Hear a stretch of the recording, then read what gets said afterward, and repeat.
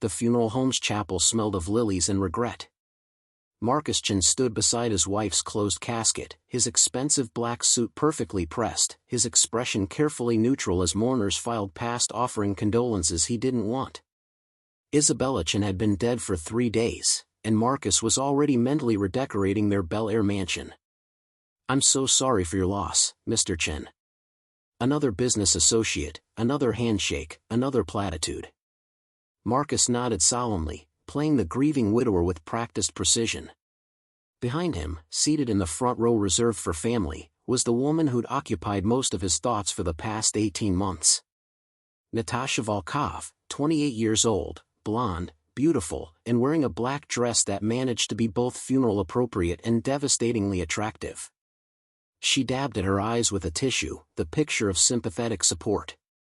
Isabella's sister, Diana, stood on the opposite side of the casket, her red-rimmed eyes fixed on Marcus with an intensity that made him uncomfortable. She'd always been too perceptive for his taste, always watching, always judging. Even now, in her grief, she seemed to be calculating something.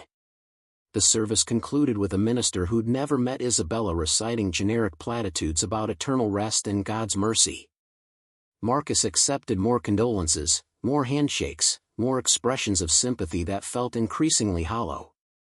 His mind was already moving forward, already planning the next phase of his life. The one without Isabella.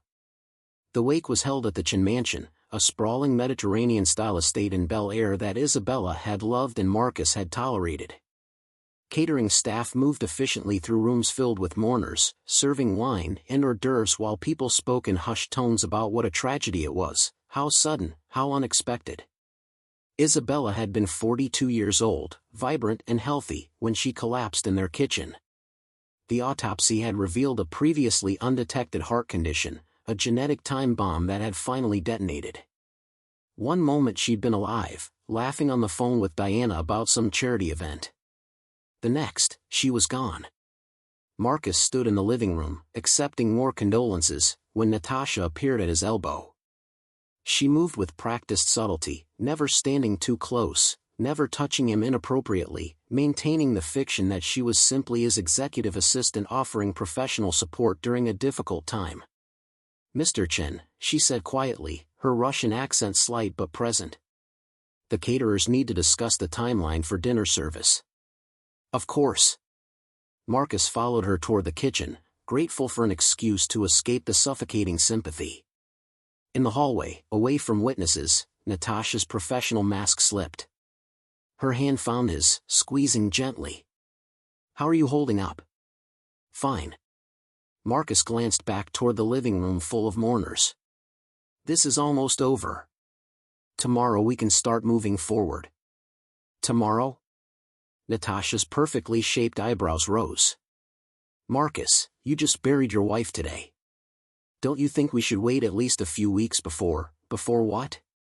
Before we stop pretending?" Marcus pulled her into Isabella's home office, closing the door behind them. "Isabella's gone. We've been waiting 18 months for this, Natasha.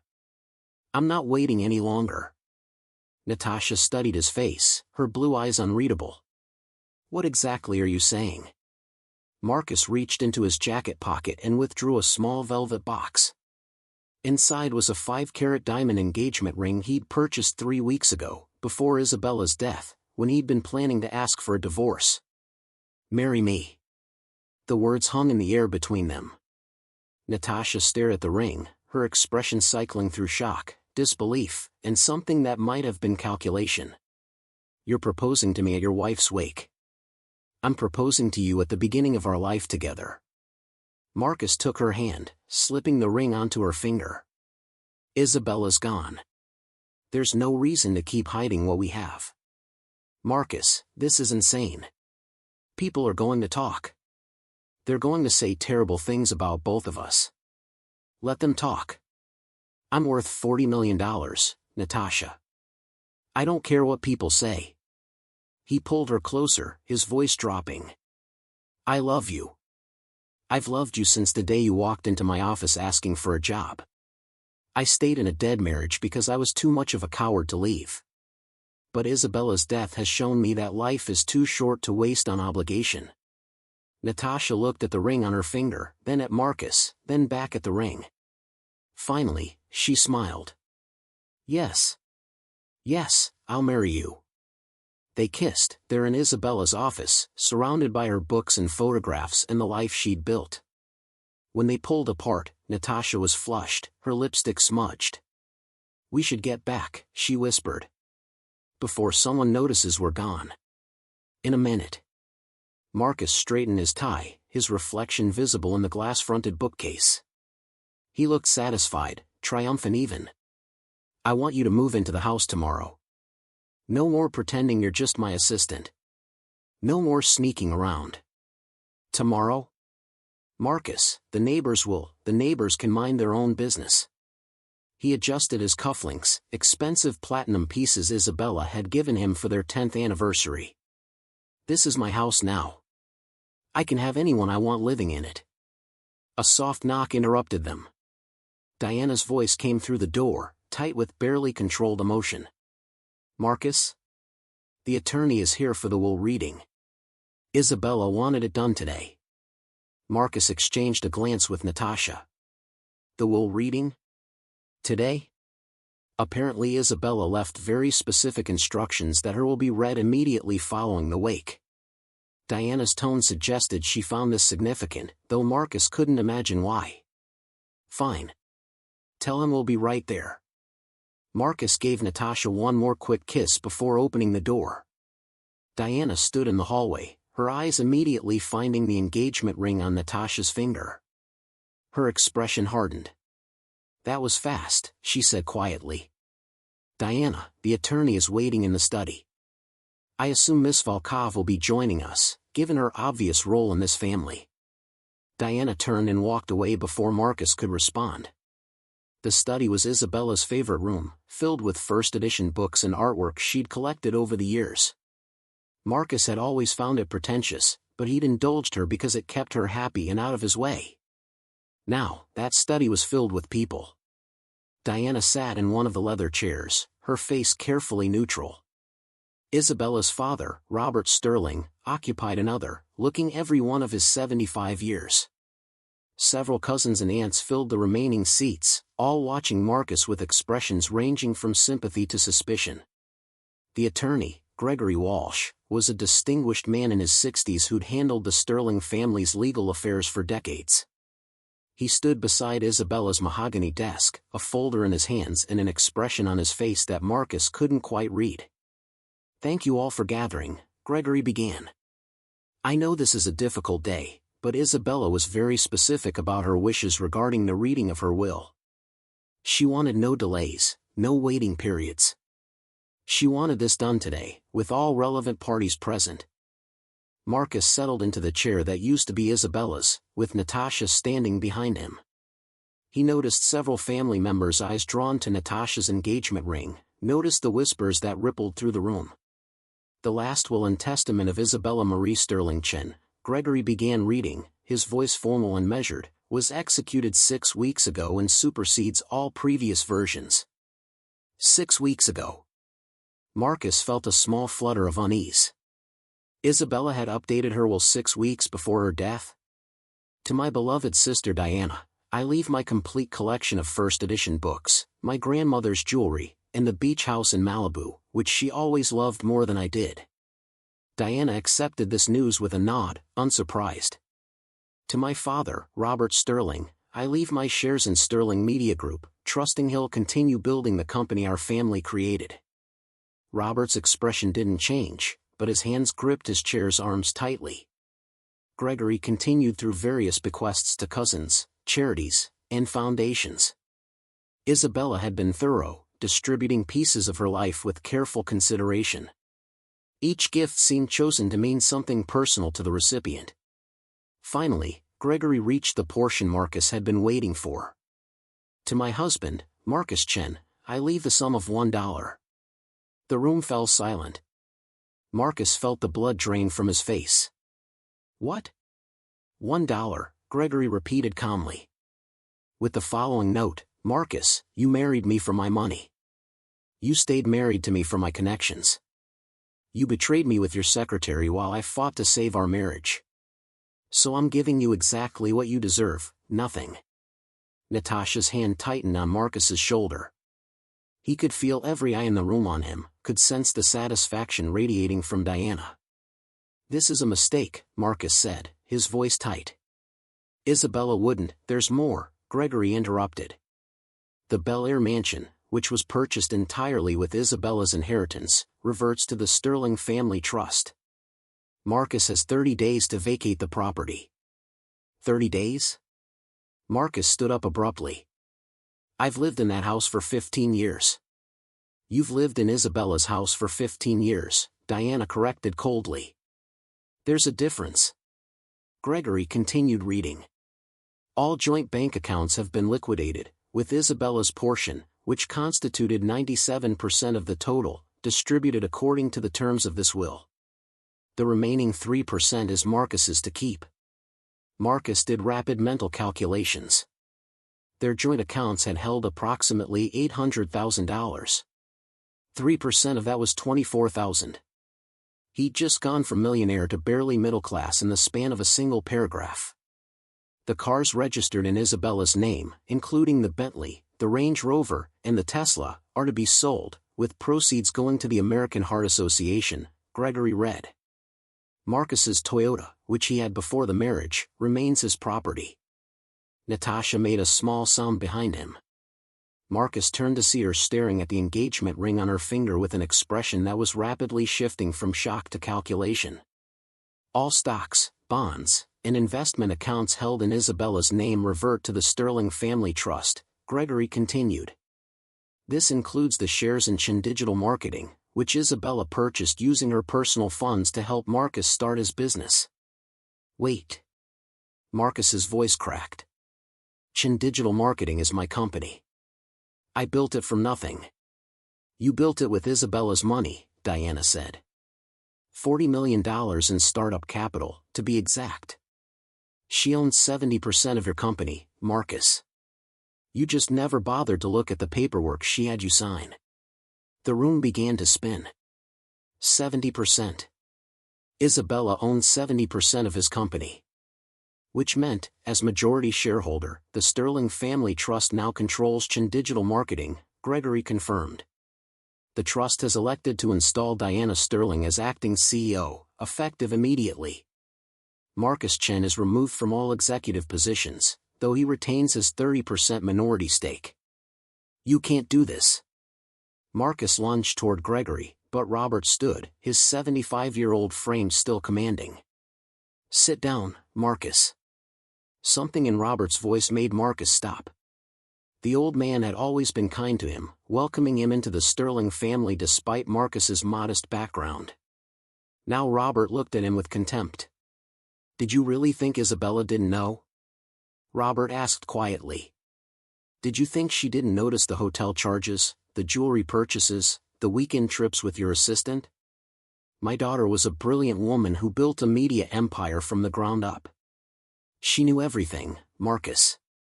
She'd known for months. Then why didn't she divorce me? Marcus demanded. Because she was a Sterling, Robert replied. And Sterlings don't give cheating husbands the satisfaction of a clean exit. We make sure they understand exactly what they've lost. Gregory cleared his throat. There's one final provision. Isabella established a trust fund in the amount of $50 million, to be managed by Diana Sterling.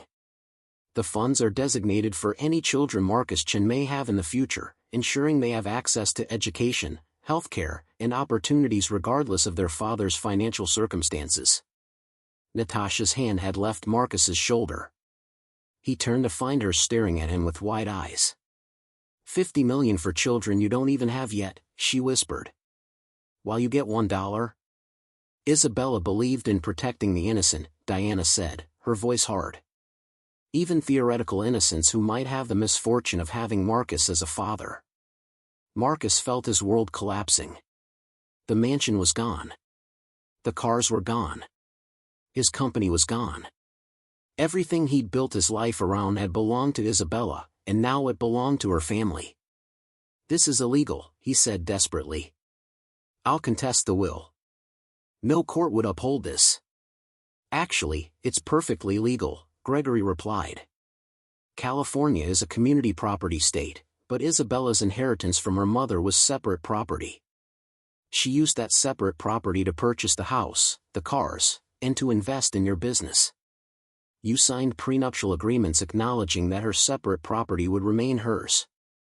You also signed annual gift tax returns declaring that all marital assets came from Isabella's inheritance, not community earnings.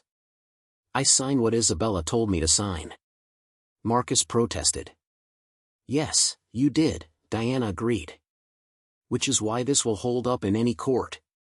You documented your own gold digging every year for 15 years, Marcus. You made this easy for us. Natasha was backing toward the door, her face pale. Marcus, I should go. Natasha, wait, congratulations on your engagement, by the way, Diana said coldly. Proposing at your wife's wake. How romantic. I'm sure you two will be very happy together in Marcus's Toyota. Natasha fled. Marcus heard her heels clicking rapidly down the hallway, heard the front door open and close. When he tried to follow, Robert blocked his path. Let her go, Marcus. Women like that don't stay when the money runs out. You did this, Marcus said, turning on Diana. You poisoned Isabella against me. You convinced her to write me out of the will. I didn't have to convince her of anything, Diana replied. Isabella figured out what you were months ago. She hired a private investigator, got photographs, documented everything. She knew about the affair before you even rented that apartment in Santa Monica for your little love nest. Marcus felt sick. If she knew, why did she stay married to me? Because she was dying, Robert said quietly. The words hit Marcus like a physical blow. What? Isabella was diagnosed with advanced heart disease 6 months ago, Robert continued. The doctors gave her a year at best. She didn't want to spend her final months in a messy divorce, dealing with lawyers and publicity. She wanted to put her affairs in order quietly, then let nature take its course. She knew she was dying, Marcus repeated numbly. And she never told me. Why would she tell the man who was already cheating on her? Diana's voice was ice. You weren't her partner, Marcus. You were her mistake. And she spent her last months correcting that mistake. Gregory gathered his papers. Marcus, you have 30 days to vacate the property. All of Isabella's personal effects are to remain in the house for the family to sort through. You're entitled to your personal clothing and the items you brought into the marriage, which I believe amounts to some furniture from your bachelor apartment and your college textbooks. This is insane, Marcus said. 15 years of marriage, and I leave with textbooks and a used Toyota? You leave with exactly what you earned through your own merit, Robert corrected. Isabella gave you everything else, and you repaid her by sleeping with your secretary. Now you're learning what the prenup you signed actually said.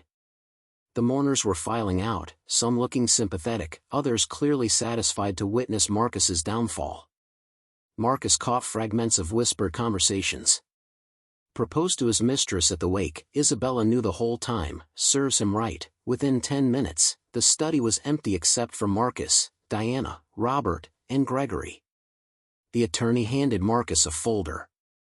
This contains copies of all relevant documents, including the prenuptial agreement you signed, the gift tax returns, and the new will. You'll also find information about your 30% stake in Chen Digital Marketing and the voting restrictions that come with it. Voting restrictions? As minority shareholder, you have no say in company operations, Gregory explained. You're entitled to your share of profits, but all business decisions are made by the majority stakeholder, which is now the Sterling Family Trust, represented by Diana. Marcus looked at Diana, seeing his former sister-in-law with new eyes. She wasn't the sweet, supportive woman he'd known for 15 years. She was a Sterling, and Sterlings didn't forgive.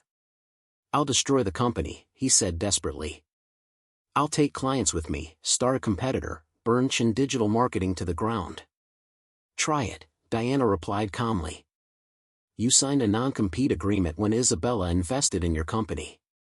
Any attempt to solicit Chen Digital Marketing's clients or start a competing business within 5 years results in forfeiture of your minority stake and personal liability for damages. Isabella thought of everything, didn't she? She had 6 months to plan, Robert said. And she used that time wisely. My daughter was always brilliant at strategy.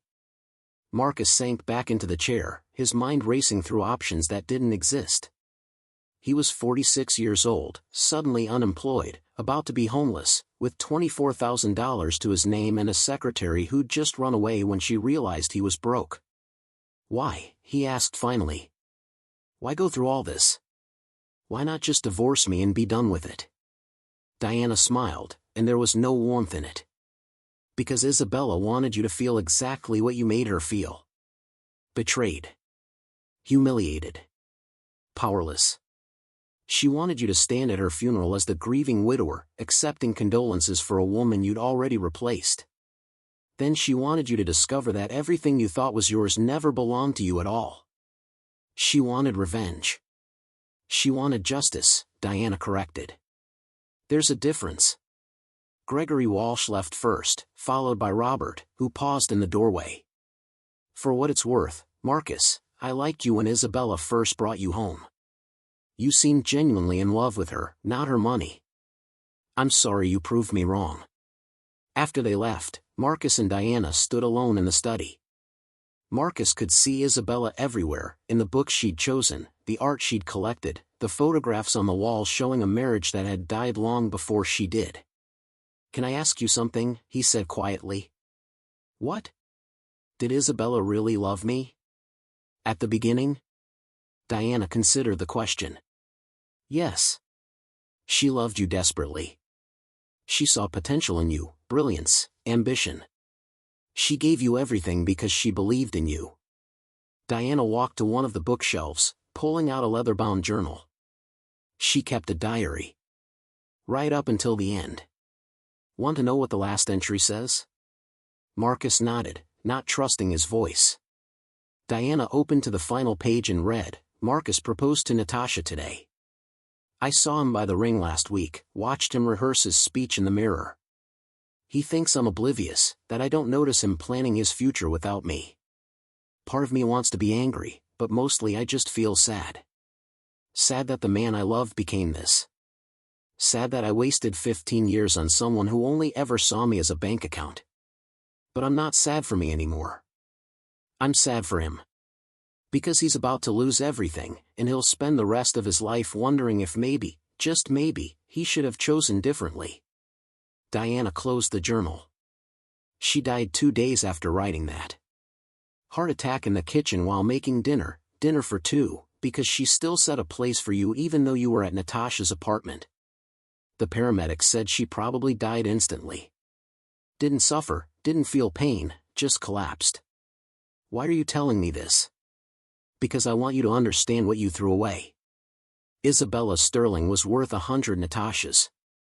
She was kind, brilliant, generous, and loyal. She built you from nothing, gave you every opportunity, loved you unconditionally. And you repaid her by screwing your secretary. Diana moved toward the door, then paused. You have 30 days, Marcus. Pack your things, say goodbye to the life Isabella gave you, and figure out what you're going to do with the $1 she left you. What about the engagement ring? Marcus asked suddenly. It's worth $70,000. Can I at least keep that?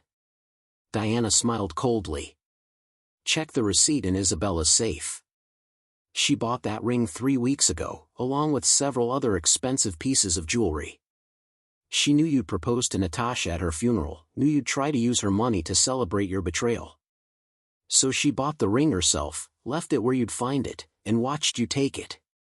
She bought her own replacement's engagement ring.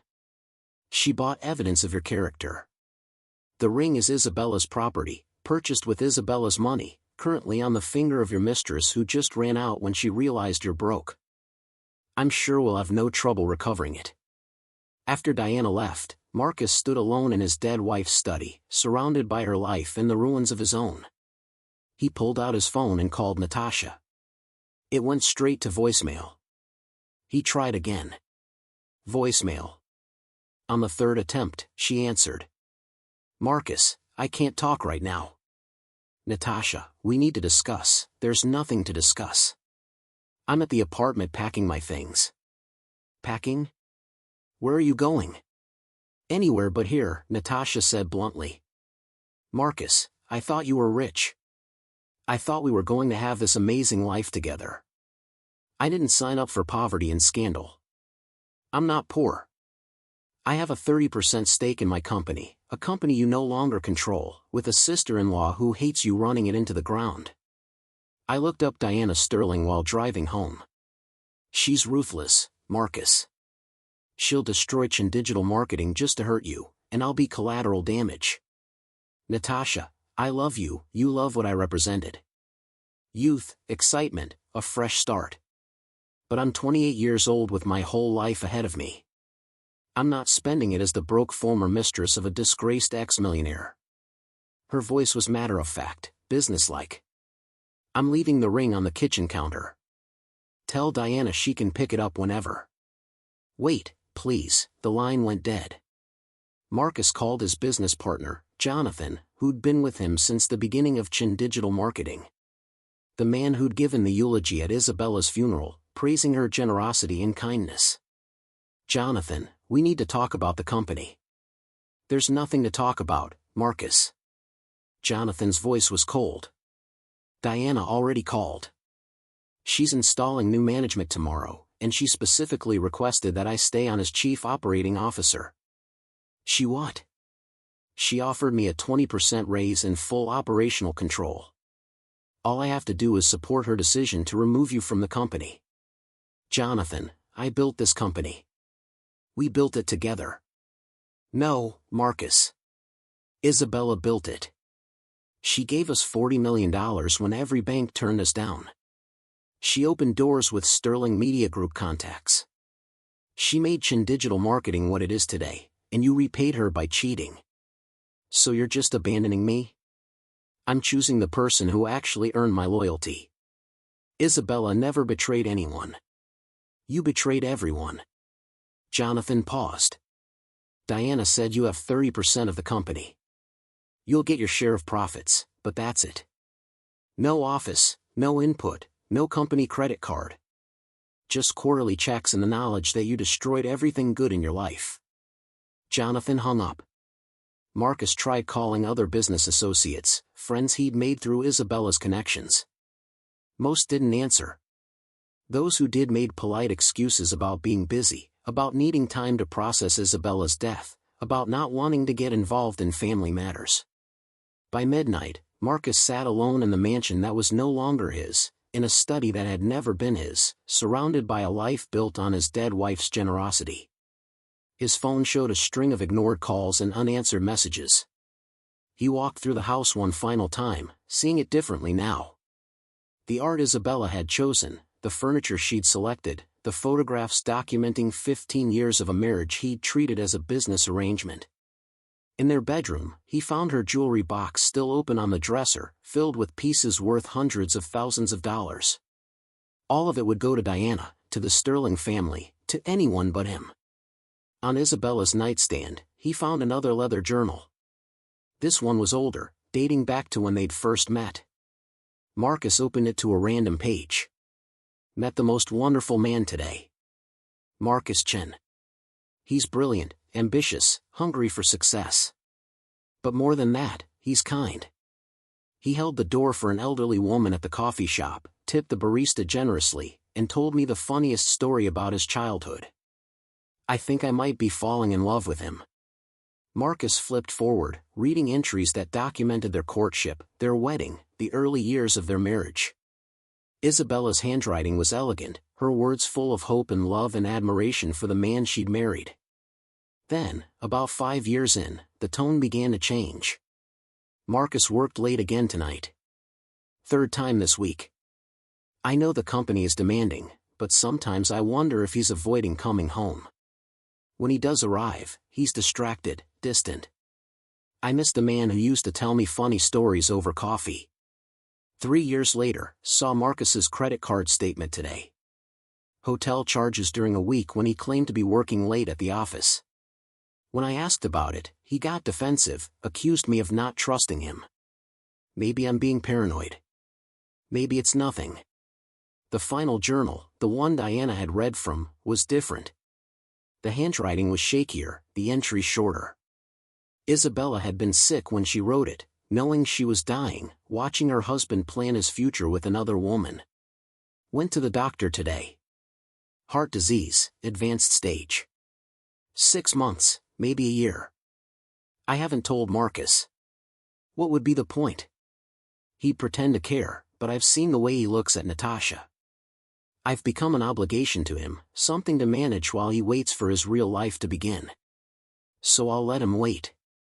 And while he waits, I'll make sure he understands what he's throwing away. Marcus closed the journal, his hands shaking. Isabella had known she was dying, had known about his affair, and had spent her final months systematically dismantling his life. She'd done it with precision and thoroughness that would have been impressive if it weren't so devastating. His phone buzzed. A text from the building manager of the Santa Monica apartment he'd been renting for his affairs with Natasha. Mr. Chen, your lease expires this month. Will you be renewing? Need to know by tomorrow. Marcus looked at his bank account balance. $24,000. The apartment cost $3,500 a month. He could afford it for maybe 6 months before the money ran out entirely.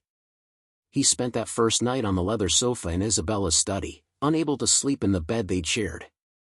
Every time he closed his eyes, he saw her face, heard her voice, remembered moments when she'd been kind and generous and completely devoted to him. The next morning, Diana arrived at 8 a.m. sharp with a moving truck and a small army of people to help sort through Isabella's belongings. You're early, Marcus said, answering the door in yesterday's clothes. 30 days doesn't mean 30 days from now, Diana replied, pushing past him. It means 30 days starting yesterday. I'm here to begin inventorying Isabella's property. She walked through the mansion like she owned it, which, Marcus supposed, she did. The Sterling family trust controlled everything now. This goes to charity, Diana said, pointing to expensive furniture. This goes to Father. These paintings were purchased with Isabella's money, so they stay with the family. The wine collection, definitely staying with the family. Marcus watched as his life was disassembled piece by piece. The flat-screen television that had been a gift from Isabella. The home gym equipment she'd bought when he complained about being out of shape. The designer suits in his closet that she'd insisted he needed for business meetings. The suits are mine, Marcus protested. Isabella gave them to me. They were gifts, purchased with her money. Legally, they're part of the estate. Diana examined one of the suits. Brioni, custom tailored. Probably $5,000 each. You have 10 of these. That's $50,000 worth of clothes Isabella bought so you'd look successful at meetings for the company she funded. You're really going to take my clothes? I'm really going to take everything Isabella paid for, which is essentially everything in this house except your college textbooks and that hideous futon you had when you two met. Diana smiled. The Toyota's in the garage, by the way. It still runs. Barely. Over the next week, Marcus watched his life disappear. The Bentley was sold to a collector for $200,000. The Range Rover went to a dealer. The Tesla was purchased by Jonathan, his former business partner, who drove by the house to show Marcus before heading to work at the company Marcus had founded. Natasha never returned his calls. Her Instagram, which had been full of photos of them together, suddenly showed pictures from Paris, then Milan, then Monaco. She'd moved on with remarkable speed, apparently funded by a new boyfriend whose watch alone probably cost more than Marcus's remaining net worth. On day 15, Marcus visited Chen Digital Marketing, hoping to salvage something from the wreckage.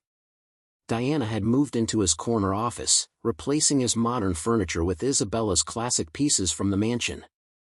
This was my office, Marcus said, standing in the doorway. This was Isabella's investment, Diana corrected, not looking up from her computer. I'm just managing it. What are you doing to my company? Our company. And I'm making it better. Jonathan and I have already secured 3 new contracts worth $15 million combined. Turns out clients respond well to management that isn't distracted by affairs with secretaries. Marcus felt his face flush. The employees respect me. They won't accept this. Actually, they're quite relieved. Most of them knew about Natasha, knew you were cheating on Isabella while she was dying. They're happy to work for someone who doesn't embarrass them at industry events. Diana finally looked up. Did you know Isabella had cancer too? The heart disease wasn't her only diagnosis. She had stage 2 breast cancer that she kept quiet because she didn't want pity. What? Isabella was fighting 2 diseases, running a media empire, managing a dying marriage, and planning your downfall. All while you were busy having sex with your assistant in an apartment she paid for. Diana's voice was clinical, factual. She was a warrior, Marcus. And you were just a coward who took everything she offered and gave nothing back. I loved her. No, you didn't. You loved her money, her connections, her ability to make you feel important. But you never loved Isabella, the woman who cried herself to sleep when you came home late smelling like Natasha's perfume. You never loved the woman who kept hoping you'd change, kept believing you were the man she'd fallen in love with. Marcus left the office, left his former company, and drove the Toyota back to the mansion that was no longer his. He had 2 weeks left to find a new place to live, and his apartment search was depressing. On his budget, he couldn't afford anything close to the luxury he'd become accustomed to. On day 23, Robert Sterling called. Marcus, I'd like to speak with you. Can you come to my house? Robert's estate in Pasadena was even larger than the mansion Marcus was about to lose. The old man received him in a wood-paneled study that smelled of cigars and old money. Thank you for coming, Robert said, pouring 2 glasses of scotch. I wanted to talk to you privately, away from Diana's righteous anger. If you're here to gloat, I'm here to offer you a chance. Robert handed Marcus a glass. Diana wants to destroy you, to grind you into dust and scatter you to the winds. But I remember the young man Isabella brought home 20 years ago.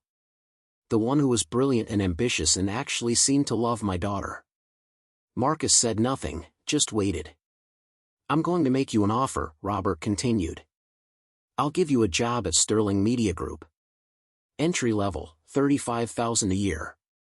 You'll work under people younger than you, people who know exactly who you are and what you did. You'll rebuild your reputation from the ground up, prove you're more than just a gold digger who got lucky.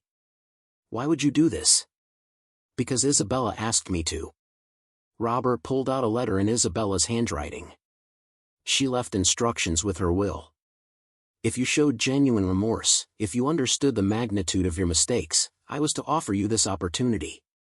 Not because you deserve it, but because she believed everyone deserves a second chance. Marcus took the letter, reading Isabella's words. Father, if Marcus is reading this, it means he's lost everything and might finally understand what really matters. Give him the job. Give him a chance to prove he can build something through his own merit, not through marriage to a wealthy woman. I loved him once. Maybe, with enough humility and hard work, he can become someone worthy of that love again. I don't understand, Marcus whispered. She destroyed my life, but she's offering me a job? Isabella didn't want revenge, Robert said. She wanted you to learn.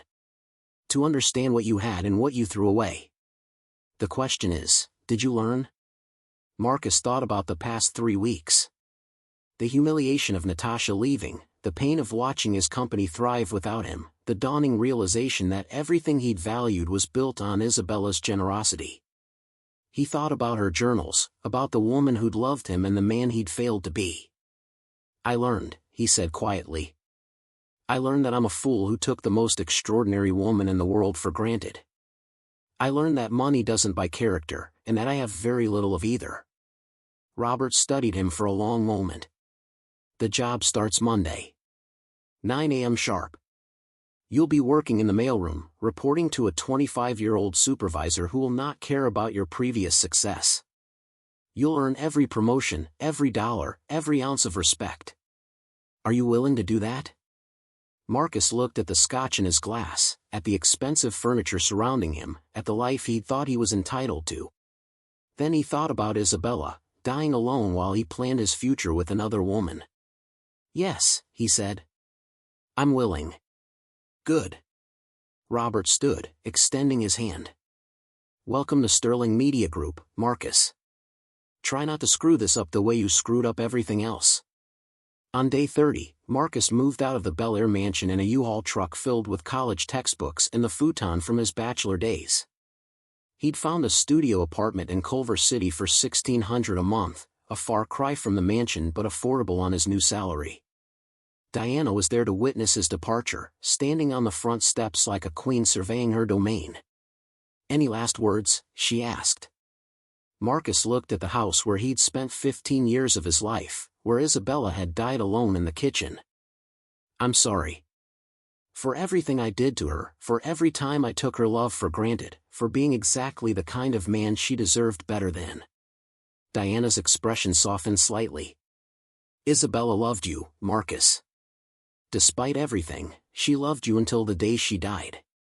That's the real tragedy. Not that you lost everything, but that she wasted her love on someone who never deserved it. I know. As Marcus drove away in his battered Toyota, following the U-Haul to his new studio apartment, he passed Sterling Media Group's headquarters. Somewhere in that building, Isabella's legacy continued. The company she'd helped build, the people she'd mentored, the empire she'd left for her father and sister to manage. And somewhere in that building, on Monday morning, Marcus Chen would start over. Not as a millionaire entrepreneur, not as anyone's husband, but as a mailroom worker trying to earn back something he'd never appreciated until it was gone. The $1 check from Isabella's will sat framed on his new apartment's wall. A reminder of what he'd lost, and what he needed to become to ever deserve a second chance at anything approaching redemption. 3 months later, Marcus stood in the Sterling Media Group mailroom, sorting packages and learning the names of employees who looked at him with curiosity and judgment. His supervisor was a sharp woman named Keisha who took no nonsense and gave him no special treatment. Chen, you missed the 3rd floor, she said, pointing to a stack of envelopes. Get them delivered before lunch or you're staying late. Yes, ma'am. The routine was humbling. Wake at 6, take the bus because he couldn't afford parking, clock in at 8:30, spend 9 hours delivering mail and packages, then home to his studio apartment.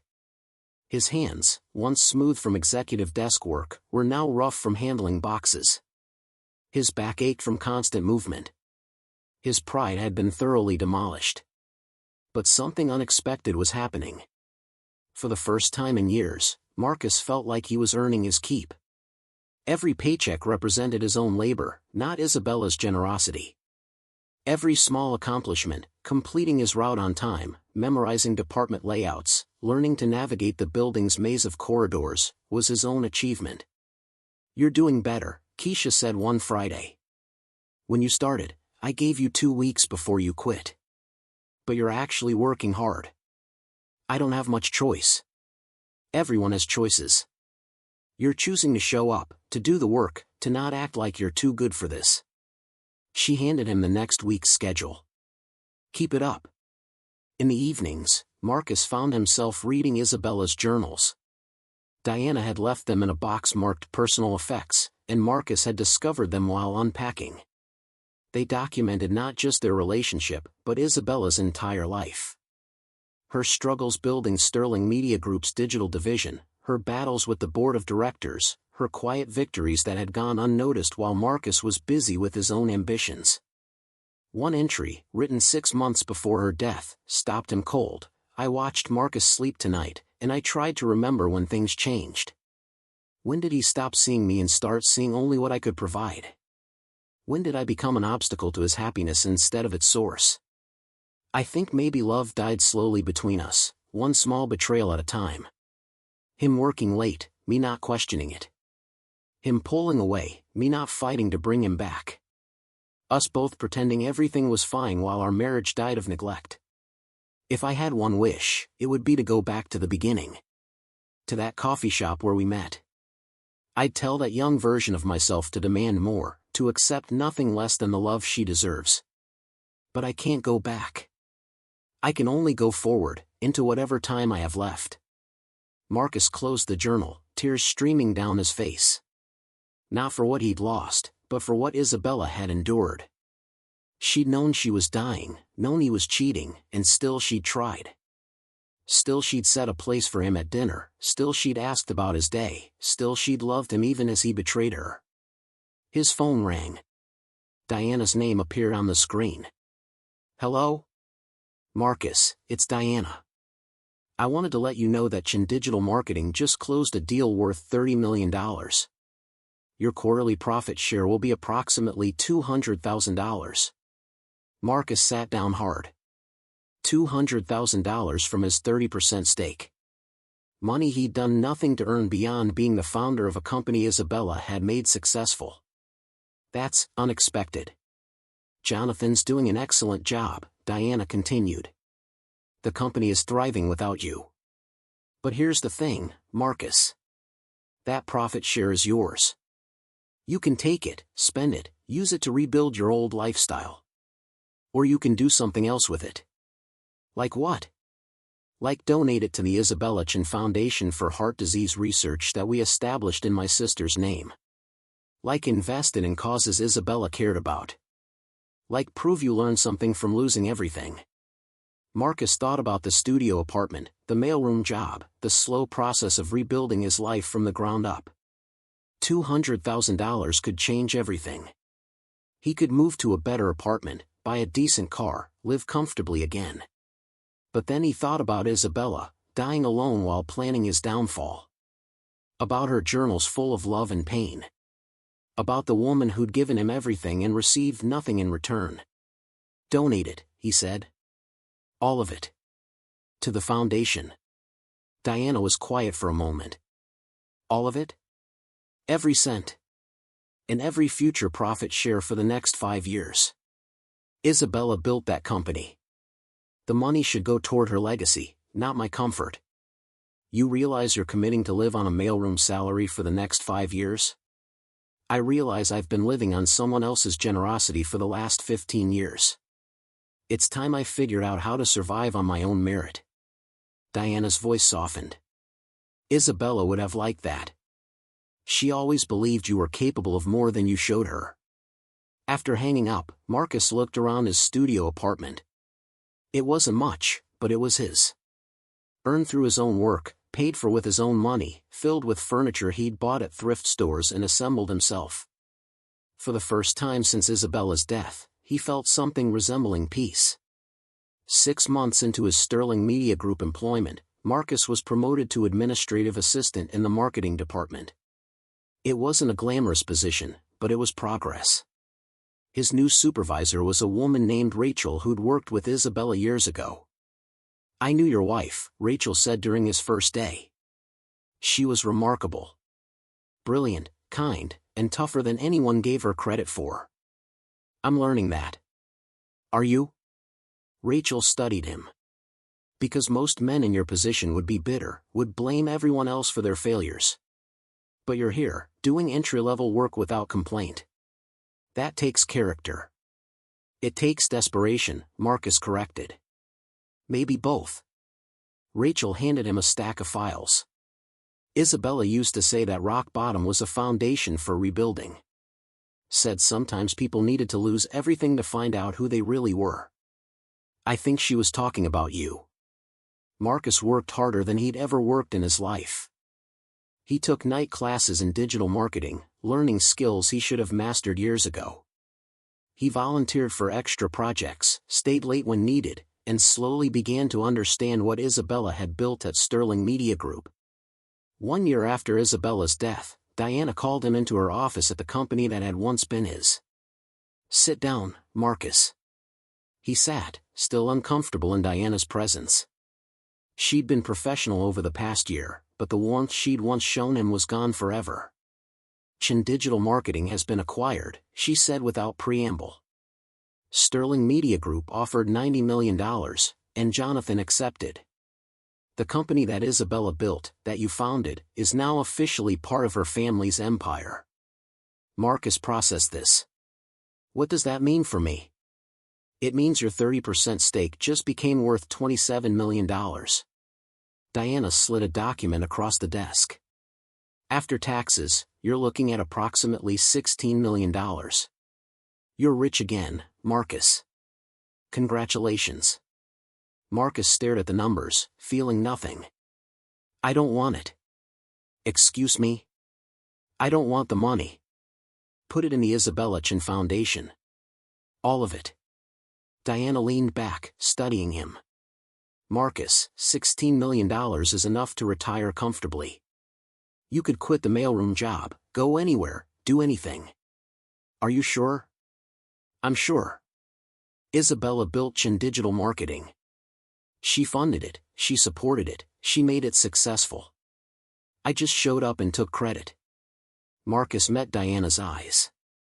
The money should go toward her legacy, not toward making my life easier. Diana was quiet for a long moment. You're serious? Completely. Do you know what Isabella wrote in her final journal entry? Diana opened her desk drawer and pulled out the leather book Marcus had read so many times. She wrote, I hope Marcus learns that money can't buy character, but losing money can reveal it. I hope he discovers who he really is underneath the expensive suits and false confidence. And if he does, if he becomes the man I believed he could be, I hope he knows that I forgive him. That I always loved him, even when he didn't deserve it. Marcus felt tears threaten. She forgave me? She hoped you'd become someone worthy of forgiveness. Diana closed the journal. I'll establish the account in your name. $16 million to the Isabella Chen Foundation, distributed according to her wishes for heart disease research and support for widows and widowers. Thank you. Marcus, one more thing. Diana's expression softened slightly. Isabella set up a trust fund for any children you might have. $50 million for their future. If you ever have kids, they'll be provided for. Not because you earned it, but because Isabella believed in protecting innocence. I won't have kids, Marcus said quietly. I'm not father material, and I'll never marry again. No one deserves to be subjected to the kind of husband I was. Never say never. People change. You're changing. Diana stood, extending her hand. Welcome to middle management, Marcus. Robert wants you in the digital strategy department. $45,000 a year to start, with performance bonuses if you prove yourself. Marcus shook her hand, feeling the full weight of the past year. Diana, I know you'll never forgive me for what I did to Isabella. But I want you to know that I'm sorry. Truly, deeply sorry for every moment of pain I caused her. I know you are. That's why Isabella left instructions to help you if you showed genuine remorse. Diana released his hand. She loved you, Marcus. Despite everything, she loved you until the very end. Don't make her sacrifice meaningless. Over the next 4 years, Marcus rebuilt his life piece by piece. He earned promotion after promotion at Sterling Media Group, not through connections or charm, but through genuine competence. He became an expert in digital strategy, helped launch new media platforms, and mentored younger employees the way Isabella had once mentored him. He dated occasionally, but nothing serious. The women he met inevitably learned who he was, the man who'd cheated on his dying wife, who'd proposed to his mistress at a funeral, who'd lost everything and spent years crawling back from nothing. Some admired his redemption story. Others saw only the mistakes that had defined him. On the 5th anniversary of Isabella's death, Marcus stood in the cemetery where she was buried. The headstone was simple granite with an inscription chosen by her family, Isabella Marie Sterling Chen. Beloved daughter, sister, and friend. She built empires and loved deeply. Hi, Isabella, Marcus said quietly. I know you can't hear me, or maybe you can, I don't know. But I wanted to tell you that I finally understand. He placed flowers on her grave, white lilies like the ones at her funeral. I understand that love isn't something you take, it's something you earn. I understand that generosity without gratitude is theft. I understand that I spent 15 years taking everything you gave me and offering nothing real in return. The wind rustled through the cemetery trees. I've spent 5 years trying to become the man you believed I could be. I'm not there yet, might never get there, but I'm trying. I donated every cent you made me, worked jobs I would have been too proud to accept before, and learned to measure my worth by my character instead of my bank account. Marcus knelt beside the grave, his hand resting on the cool granite. I loved you, Isabella. I know I didn't show it, didn't act like it, didn't treat you the way love deserves. But I loved you. And I'm so sorry that I realized it too late. He stayed there for an hour, talking to the woman who'd shaped his life in ways he'd never appreciated while she was alive. When he finally left, the sun was setting, casting long shadows across the cemetery.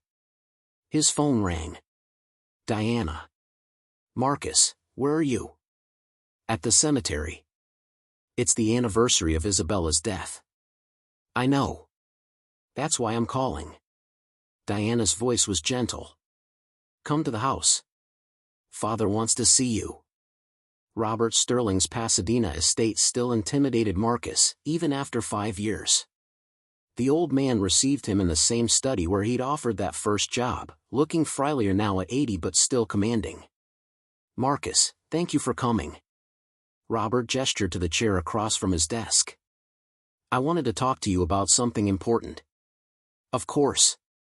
You've been with Sterling Media Group for 5 years now.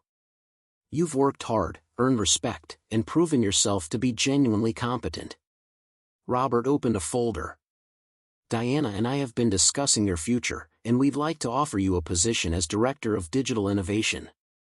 $175,000 a year, full benefits, and a seat in senior management meetings. Marcus stared at him. Director? Robert, I'm 41 years old and I've only been in middle management for 4 years. You're 41 years old with 15 years of experience building a digital marketing company from scratch, even if you didn't fully appreciate what you had at the time. Robert smiled. Isabella chose well when she invested in you, Marcus. You have vision and capability. You just needed to develop character to match. I don't know what to say. Say yes. Take the job. Build something Isabella would be proud of. Robert paused. There's one condition. What condition? The Isabella Chen Foundation needs a new director. The current one is retiring, and Diana and I agree that you're the right person to replace them. It would be volunteer work, a few hours a week, overseeing grant applications and ensuring the money goes where Isabella intended. Marcus felt his throat tighten. You want me to run Isabella's foundation? We want you to honor her legacy properly. You've proven you can change, Marcus. Now prove you can lead others toward the kind of person Isabella was. Over the next year, Marcus threw himself into both roles. As Director of Digital Innovation, he led Sterling Media Group's expansion into new platforms and technologies. As Director of the Isabella Chen Foundation, he reviewed applications from researchers and support programs, always asking himself, would Isabella approve? The foundation had grown to $75 million, funded by the sale of Chen Digital Marketing and donations from people who'd known Isabella. Every grant Marcus approved, every program he funded, felt like a small redemption for the years he'd wasted. On what would have been Isabella's 48th birthday, the foundation hosted a gala to celebrate 5 years of research funding. Marcus stood at the podium, looking out at 200 people who'd come to honor Isabella's memory. Most of you knew Isabella Sterling Chen as a brilliant businesswoman, he began. You knew her as a generous philanthropist, a devoted daughter and sister, a friend who would do anything to help someone in need. He paused, gathering courage for what came next. I knew Isabella as my wife. The woman I married 20 years ago, the woman who gave me everything, and the woman I betrayed in the worst way possible. Murmurs rippled through the crowd. Marcus saw Diana at a front table, her expression unreadable. I'm not here tonight to make excuses or seek absolution. I'm here to tell you the truth about who Isabella was when the cameras were off and the world wasn't watching. She was kind to people who couldn't benefit her. She was generous to those who had nothing to offer in return. she was patient with a husband who didn't deserve her patience. Marcus pulled out one of Isabella's journals, the one she'd kept during their final year together. Isabella knew she was dying. She knew I was cheating on her. And instead of becoming bitter or vengeful, she spent her final months ensuring that something good would come from her death. She built this foundation, structured it to continue long after she was gone, and left instructions for how to help people who were suffering the way she suffered. He opened to a page he'd memorized. In her final journal entry, Isabella wrote, "I hope Marcus learns that money can't buy character, but losing money can reveal it. I hope he discovers who he really is underneath the expensive suits and false confidence.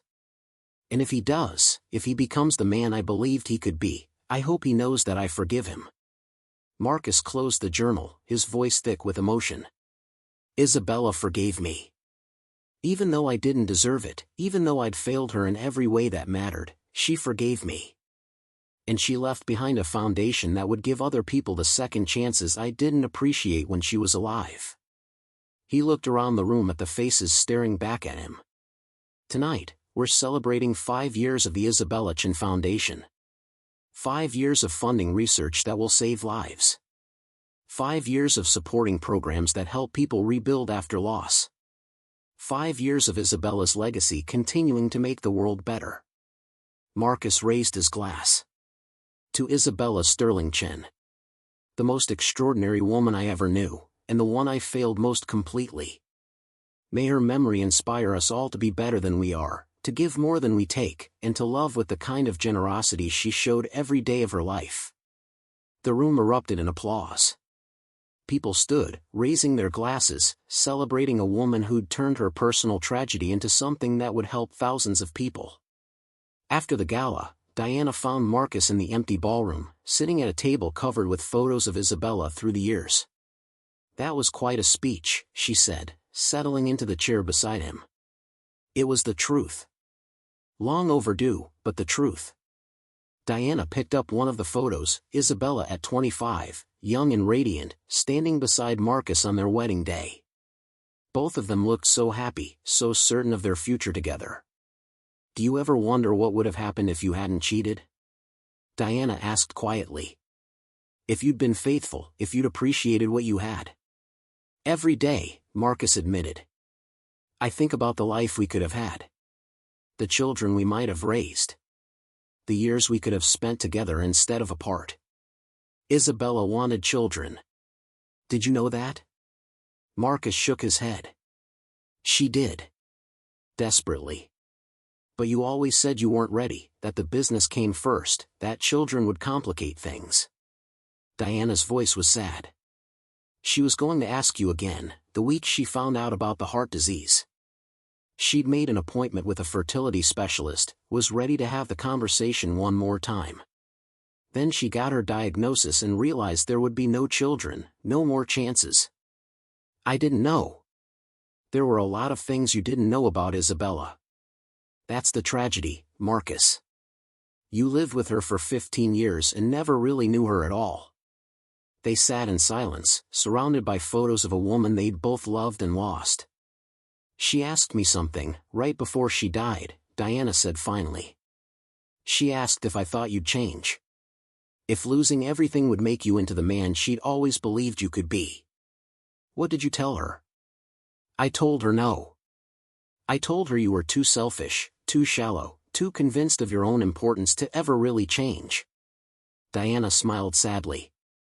"She said she hoped I was wrong. That she wanted to believe redemption was possible, even for someone who'd hurt her as deeply as you did. Was she right?" Marcus asked. "Have I changed enough?" Diana stood, placing her hand on his shoulder. "You donated $16 million to a foundation honoring the woman you betrayed. You've spent 5 years working jobs you would have considered beneath you, building a career based on merit instead of marriage. You stood up at a gala and told 200 people about your worst mistakes." She squeezed his shoulder gently. "Yes, Marcus. You changed. Whether you've changed enough is between you and Isabella's memory. But you're not the man who proposed to his mistress at a funeral anymore. And I think Isabella would be proud of who you're becoming."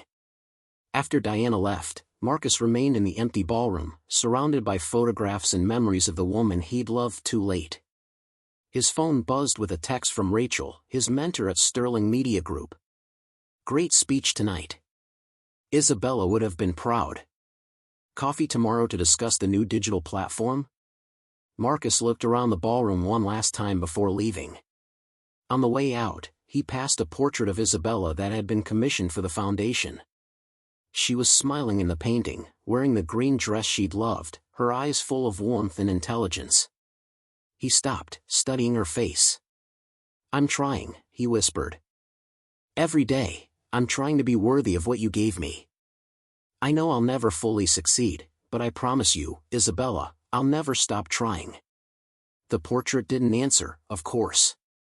But in that moment, standing alone in the ballroom where hundreds had gathered to celebrate her legacy, Marcus felt something he hadn't felt in 5 years. Forgiveness. Not from Isabella, he'd never know if she truly forgave him. But from himself. The crushing weight of shame and regret that had driven him for so long began to lift, replaced by something steadier and more sustainable. Purpose. Isabella had died, leaving him $1 and a lesson about character. 5 years later, Marcus finally understood what she'd been trying to teach him. That wealth without character was worthless. That love without integrity was empty. That a man could be worth millions and still be bankrupt in all the ways that mattered. He'd spent 5 years rebuilding himself from nothing, learning to measure his worth by his actions instead of his bank account. And while he'd never fully atoned for the pain he'd caused Isabella, he could spend the rest of his life honoring her memory by being the man she'd always believed he could become. As Marcus drove home to his modest apartment, larger now, with his director's salary, but still nothing like the mansion he'd lost, he thought about the journey from that funeral where he'd proposed to Natasha, to this gala where he'd celebrated Isabella's legacy. The $1 check still hung framed on his wall, a reminder of where he'd been and how far he'd come. It would stay there for the rest of his life, the most valuable thing he'd ever received from the woman he'd failed to appreciate. Because Isabella Chen had given him something worth more than all the millions he'd inherited and lost. She'd given him a second chance at becoming someone worth being. And this time, Marcus wasn't going to waste it.